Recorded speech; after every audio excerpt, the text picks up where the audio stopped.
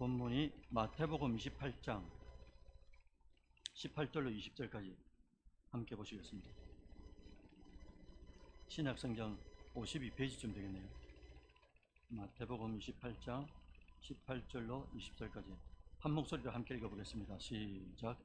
예수께서 나와 말씀하여 이르시되 하늘과 땅의 모든 권세를 내게 주셨으니 그러므로 너희는 가서 모든 민족을 제자로 삼아 아버지와 아들과 성령의 이름으로 세례를 베풀고 내가 너희에게 분부한 모든 것을 가르쳐 지키게 하라.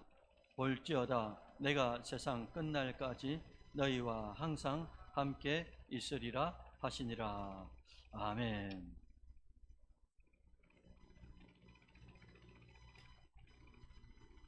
여러분들 앞뒤 좌우로 함께 인사드릴까요?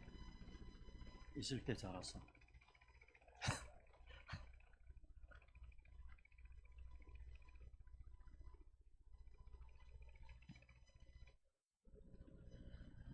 답변을 해야 되는데 있을 때 잘하겠다고 여러분들 대답해 주시면 되겠습니다. 그럼 오늘까지 날짜상으로 2025년도 여름이 이제 끝날입니다. 마지막 날입니다.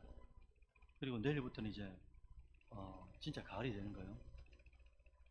여러분 올해 유난히 무더웠다 하는데 정말 이제 수고하셨어요.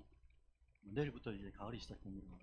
여러분 가을에는 다 믿음 안에서 행복하시기를 축복합니다. 아멘 안 하실 줄 알고 한 번 더 써놨는데 가을만 되면은 여러분 생각나는 게 있죠. 9월, 10월, 11월 달에 이날만 딱 되면 비행기도 못 탑니다. 수능이죠. 수능 시간 딱 되면 다른 나라에는 그런 일이 없대요. 우리나라는 12년 동안 공부한 걸 초등학교, 중학교, 고등학교 12년 아닙니까? 이 한 날에 끝나잖아요. 수능 날이 있는데 여러분 부모님들이 자녀들에게 학생들에게 공부하라고 종종 이제 말씀드리잖아요. 그럼 왜 그렇습니까? 공부를 못하는 것보단 잘하는 게 좋죠. 또 공부를 잘해야 좋은 대학에 들어가죠. 좋은 대학에 들어가면 좋은 직장을 취업할 수 있죠. 좋은 직장을 취업하면 가정입니다. 꼭 그런 건 아닙니다. 좋은 직장을 취업해서 또 바라기는 또 좋은 연인을 만나고 좋은 사람을 만나고 또 좋은 가정을 이룹니다. 또 좋은 가정에서 또 이제 좋은 이제 믿음의 가문을 만들 수가 있다는 거죠. 중요한 것은 여러분들 부모님들이 할 수만 있으면은 어떻게 하겠습니까? 더 좋은 대학, 더 좋은 사람, 더 좋은 직장. 그게 부모님의 마음이 아니겠어요? 그런데 여러분들 여기서 중요한 게 뭐냐니까 좋다는 이 가치 선정이 뭐냐 이거죠. 좋은 대학, 좋은 사람, 좋은 연인, 좋은 직장, 좋은 가정, 이 좋다는 의미가 뭐냐 이겁니다. 자, 여러분들 우리 아버지 되신 하나님이 과연 하나님 당신의 자녀들에 대해서 어떻게 생각하실까? 함께 보실까요? 에베소서 4장 21절 다 같이 한번 읽어봅니다. 시작. 우리가 다 하나님의 아들을 믿는 것과 아는 일에 하나가 되어 온전한 사람을 이루어 그리스도의 장성한 분량이 충만한 데까지 이르리니. 아멘. 여기서 중요한 단어가 장성한 분량이라는 단어가 나왔고요. 그 다음 또 연이어서 충만이라는 단어가 나왔습니다. 그냥 되는 게 아니잖아요. 장성한 분량이라는 것은 그 앞에 그리스도의 장성한 분량이라고 되어 있어요. 하나님 아버지도 우리를 어떻게 보신단 말입니까? 이왕 믿는 거 어떻게 해요? 그리스도의 장성한 믿음의 분량으로 자라기를 바라요. 충만하기를 바란단 말입니다. 이것을 쉬운 성경 번역으로 한번 다시 한번 보시겠습니다. 읽어봅니다. 시작.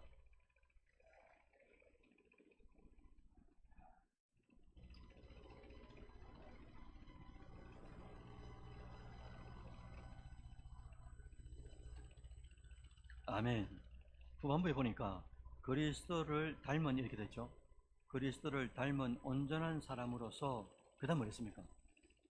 성숙한 그리스도인이 될 것이다. 이게 이제 하나님 아버지의 마음인 거예요. 오늘 설교 제목이 뭡니까 여러분들? 교인을 넘어 제자가 되기 위해서라는 제목입니다. 이 제목을 딱 붙들고 이 성경을 보면 구절을 보면 그대로 마음에 들어오죠.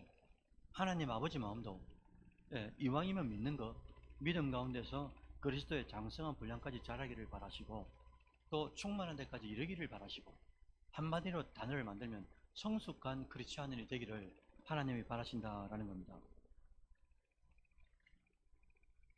그렇게 되려면 오늘 설교 제목처럼 어떻게 돼야 되겠어요? 교인으로 머무는 게 아니고 영적으로 충만할 수도 없고 스스로 성숙할 수도 없는 교인은 영적으로 충만할 수도 없고요. 성숙할 수도 없잖아요. 근데 제자는 좀 다릅니다. 좀 이따 설명을 드릴 텐데 하나님 아버지는 지금도 찾으시는데 누굴 찾냐니까 교인을 찾는 게 아닌가요? 교인을 찾는 게 아니고 제자를 찾으신다라는 게 우리 심중에 딱 박혀 있어야 되는 겁니다. 다시 말씀드립니다. 하나님은 지금도 교인을 찾는 게 아니고 제자를 찾으신다라는 거죠. 사랑하는 성도 여러분들, 우리가 함께 읽은 본문의 배경이 이런 거예요. 마태복음 28장 아닙니까? 주님께서 십자가에 대속하심으로 죽을 수가 있었어요. 대속했기 때문에 죽을 수가 있습니다. 그리고 대속했기 때문에 3일 만에 부활할 수가 있습니다. 부활하시면서 우리의 죄를 완전히 다 사했다. 과거, 현재, 미래의 죄까지도 다 소급해가지고 완전히 사했다라고 하시면서 부활을 보여주셨어요. 그리고 부활체로 이 땅에 40일 동안 계셨습니다. 그리고 40일 동안 계시면서 마지막 승천하시는데 하늘로 올라가시기 직전에 제자들에게 주신 마지막 명령이 오늘 본문입니다. 너무 유명한 이제 본문이잖아요.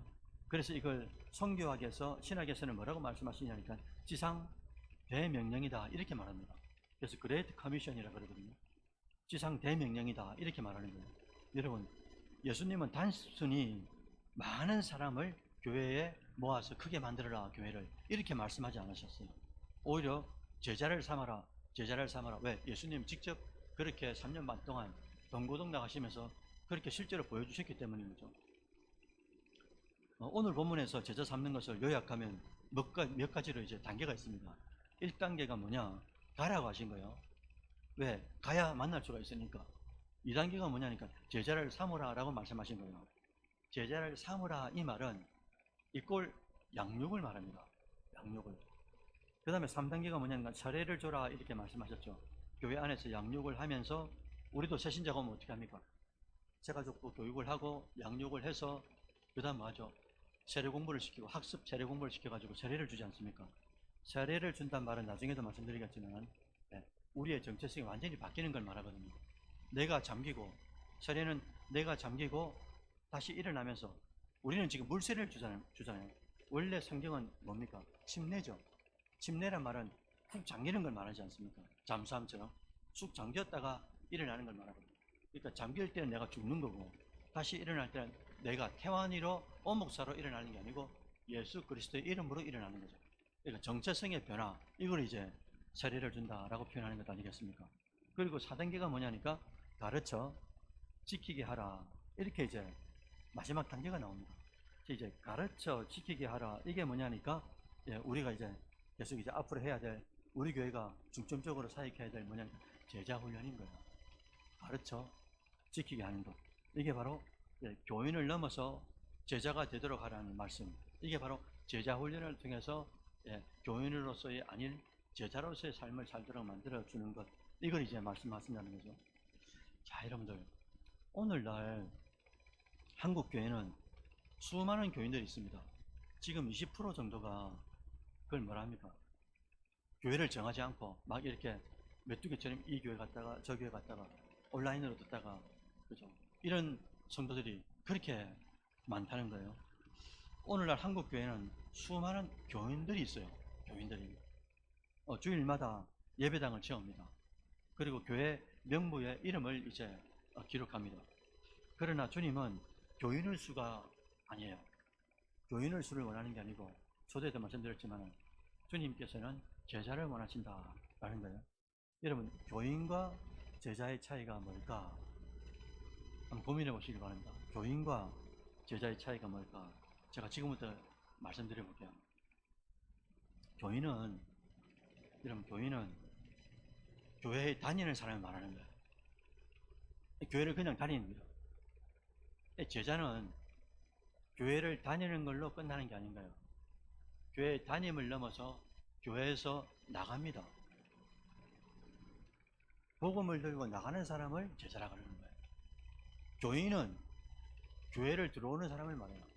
왔다 갔다 왔다 갔다. 또 교인은 말씀을 듣는 것에 집중합니다. 그리고 은혜를 받는 것에 집중해요. 교인은. 근데 제자는 내가 받은 은혜를 나누려고 애를 씁니다. 그리고 아까 교인은 뭐라고 했냐, 말씀을 듣는 데 집중한다고 그랬죠. 제자는 그렇지 않습니다. 들은 말씀이 내 세포와 내 수족을 통해서 행위가 되도록 힘쓰는 존재가 제자라고 말씀드릴 수가 있다는 거죠. 그리고 또 세 번째는 교인의 사명은 주의를 지키면서 내가 구원받으면 되는 거예요. 교인은 그냥 주의를 지키고 내가 구원받으면 그게 이제 신앙의 목적인 겁니다. 그런데 제자의 사명은 완전히 다릅니다. 주의를 넘어서 월, 하, 수, 목, 금, 토 일상이 매일이 다른 사람의 구원에 초점이 맞춰져 있는 거예요.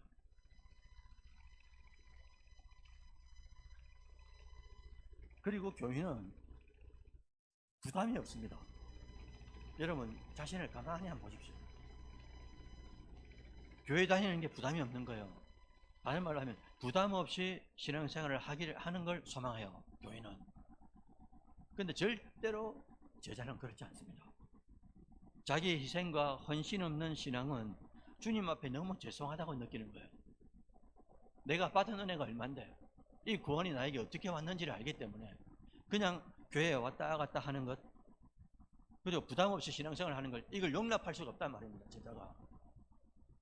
그래서 어떻게 하느냐, 끊임없이 자기를 부인합니다. 그리고 자기 십자가를 지는 것, 이걸 어려워하지 않습니다. 여러분 오늘날 교인은 많지만은 제자는 적다라는 말씀을 드렸습니다. 모든 교인이 제자가 될 수는 없어요. 그런데 제자는 그 누구라도 확실한 교인이 됩니다.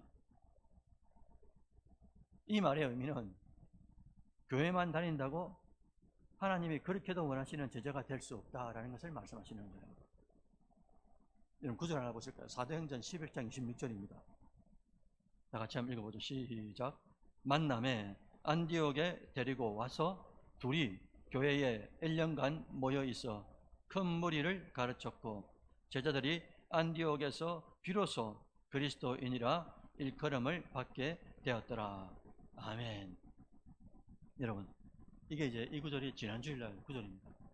지난주일 오전 바나바 또 한 명의 바나바가 되자 이런 말씀으로 제가 말씀을 전해드렸습니다. 여러분 오목사가 왜 지난주하고 오늘하고 바나바를 말씀드리고 왜 제자라는 것을 말씀드리겠어요? 이 오늘 본문에 사도행전 11장 26절 이 본문에 쓰여질 때는 그 당시 성도들의 위상은 한마디로 말하면 핍박의 대상입니다. 그러니까 신앙 때문에 죽을 수도 있는 그런 사회적 분위기가 되어 있었던 거예요. 그런데 안디옥 지역의 이방인들이 그리스도인들을 보고 기독교인들을 보고 예수 믿는 사람들을 보고 뭐라고 했댔습니까? 이게 그리스도인이라고 말한 거예요. 안 믿는 사람들이, 난크리스찬들이 교회 다니는 사람들, 예수 믿는 사람들을 보고 그리스도인이라는 거룩한 별명을 지어줬단 말입니다.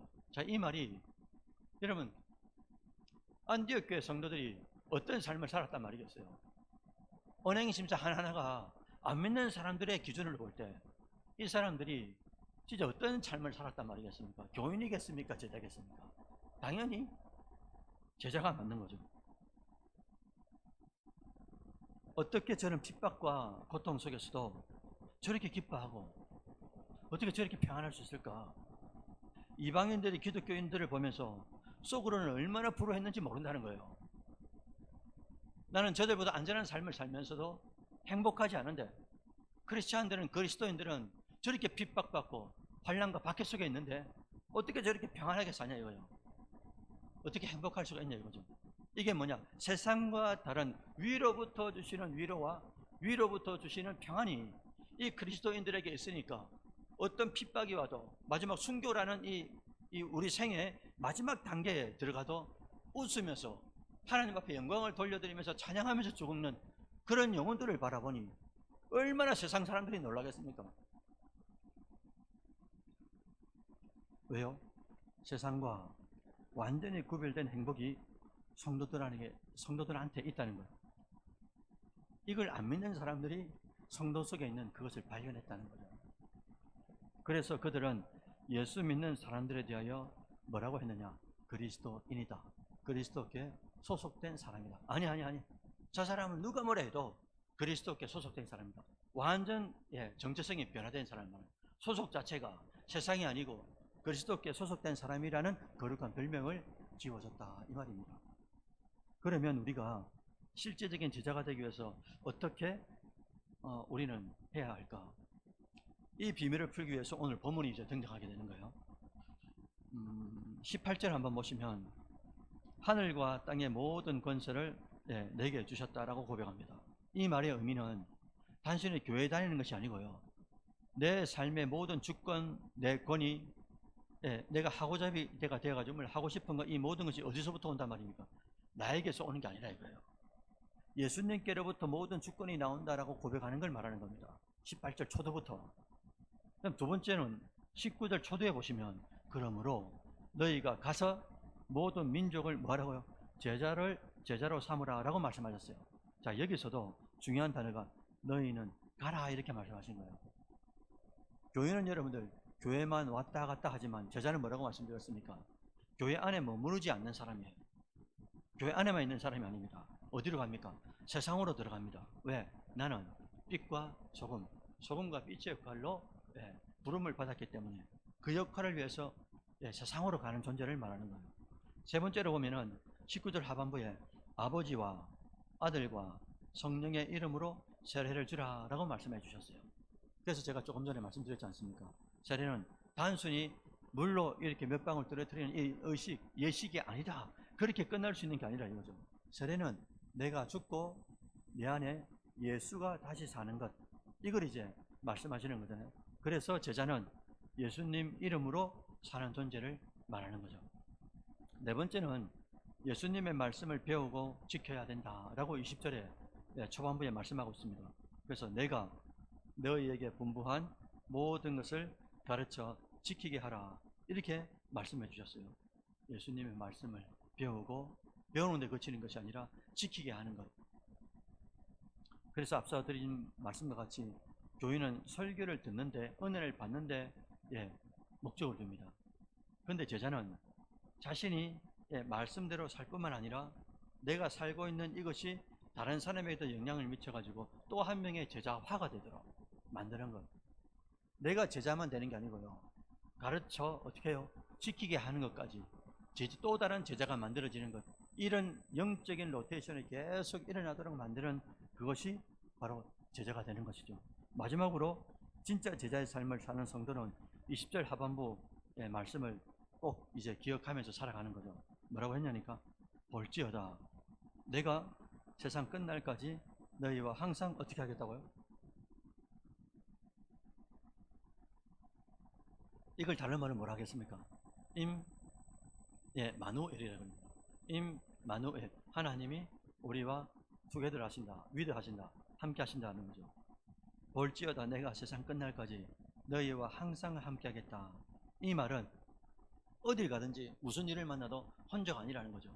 하나님이 나와 항상 함께 하신다라는 것을 기억하면서 신앙생활을 해라 이 말씀이 아니겠어요? 사랑하는 성도 여러분들, 교인이 아니라 제자가 되기 위해서 오늘 본문으로 5가지를 말씀드렸습니다. 5가지를 집약하면 뭐가 되느냐? 제자로서 훈련되어야 된다 이 말씀을 하는 거예요.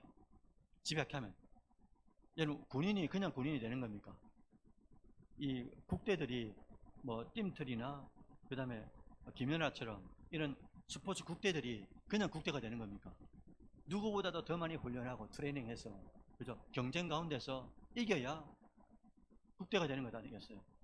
그럼 제자도 그냥 되는 게 아닙니다. 제자도 만들어지는 거거든요. 뭐를 통해서요? 반드시 훈련을 통해 가지고 제자가 만들어진다는 거죠. 그래서 예수님도 어떻게 하는 겁니까? 공생애 중에 전능하신 분이 이리 와 마태 세리장 이리 와, 네 사람들로부터 많이 욕짓거리 듣지, 내가 바꿔줄게. 한순간에 바꿀 수 있습니다. 그러나 그렇게 하지 않습니다. 주님께서 왜요? 동고동락하고 3년만 동안 먹고 마시고 같이 삶을 삽니다. 살면서 예수님이 가지고 있는 제자화된 이걸 마태, 마가 많은 제자들에게 그대로 삶을 보여주면서 또 한 명의 제자화를 만들어가는 거예요. 여러분 내일부터 가을이 시작되잖아요. 여러분 가을은 말씀드린 바와 같이 결실의 계절입니다. 결실의 계절. 여러분 저는 여러분 목자로서 여러분의 신앙이 교인으로 머무르는 것을 볼 수가 없어요.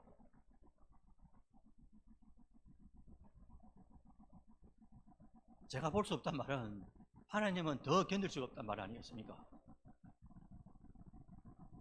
그래서 올 가을에 여러분 제가 작년 12월 22일 날 부임을 했습니다. 부임을 해가지고 이제 반년이 쭉 진행하고 이제 후반기가 시작됩니다. 이제 가을이 되는 거예요.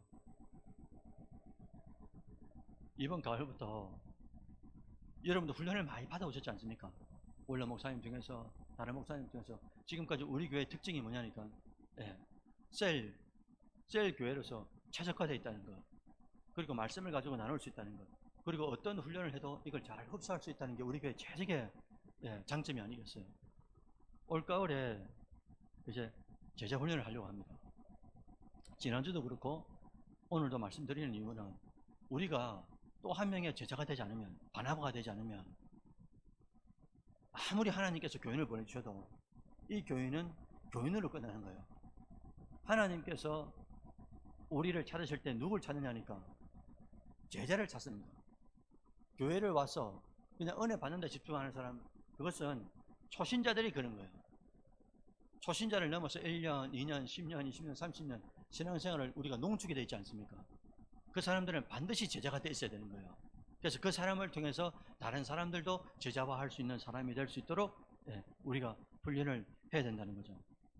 그래서 올 가을에 제자 훈련을 하게 될 텐데 여러분들 부디 교인으로 죽어서는 안 됩니다. 교인으로 죽어서는 안 됩니다.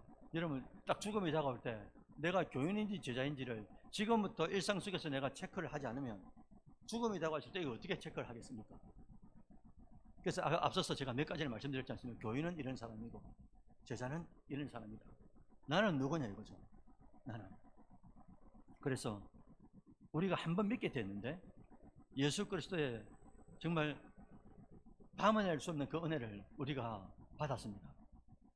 받아서 우리가 제자화 되기 위해서 훈련하지 않으면 안 되는데 그 훈련을 위해서 올 가을에 우리가 준비해야 된다 이거죠. 제가 아직 옛날 그게 남아가지고 가을만 되면 생각나는 노래가 하나 있어요. 묻지 말아요 내 나이를 묻지 말아요 올 가을에 뭐 한다고요?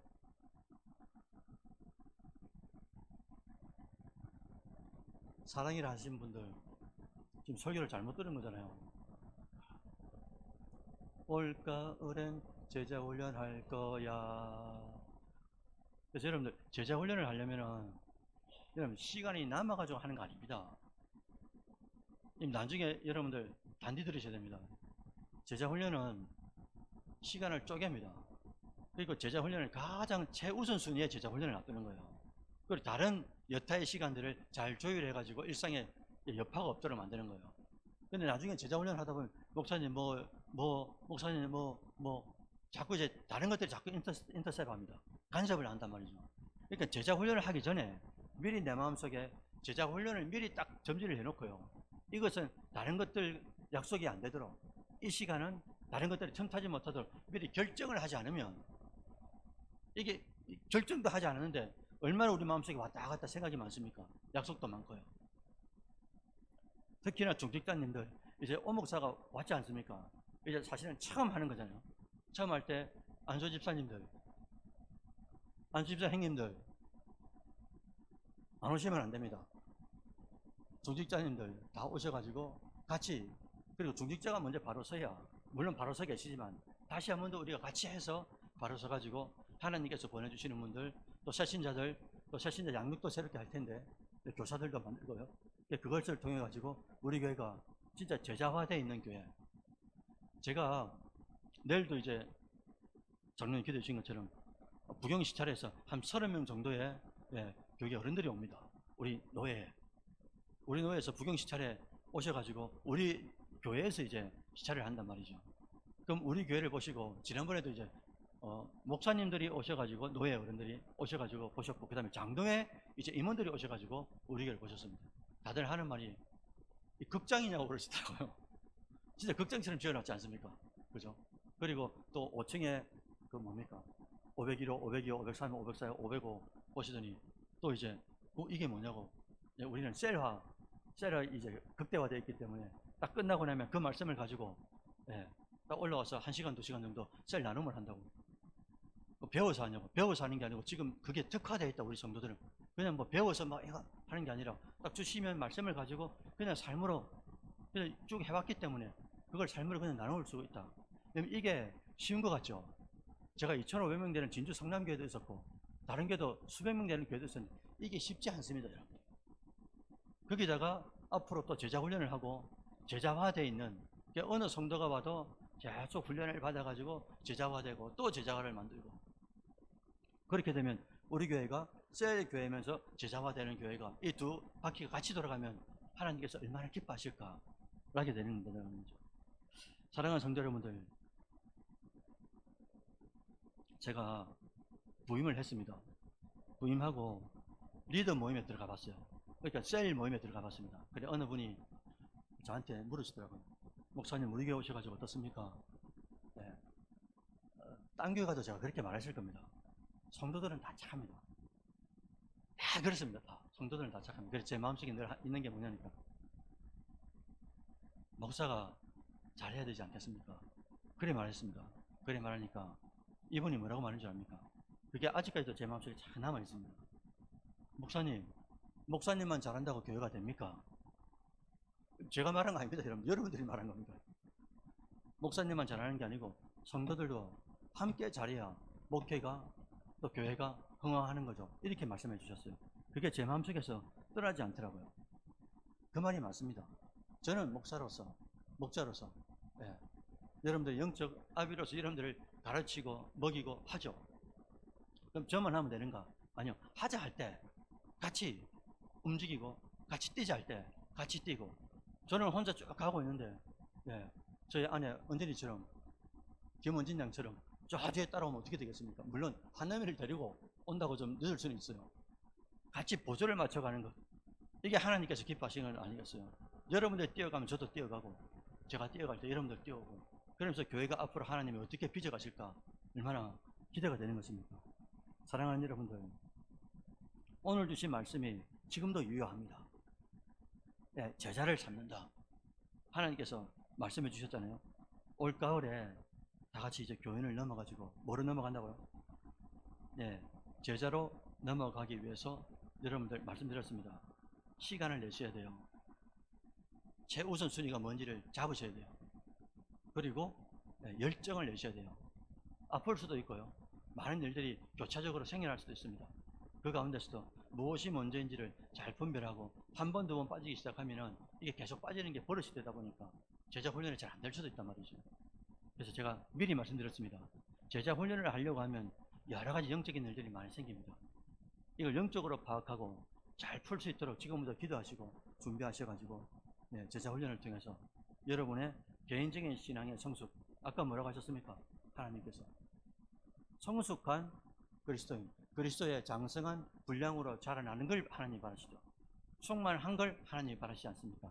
교인으로서 남는 게 아니고요, 진짜 제자로서 성숙한 사람, 그리스도의 장성한 분량으로 자라나기 위해서 가을부터 다음 달부터 함께 제자 훈련을 할 테니까 여러분들 합심해서 함께 제자 훈련을 하면서 하나님이 이 시대지만에 잘하시는 멋진 제자, 그리고 나를 통해서 또 한 사람의 제자를 만들어가는 그런 제자화가 되는 우리 교회가 되시기를 주의 이름으로 축원드립니다. 아멘.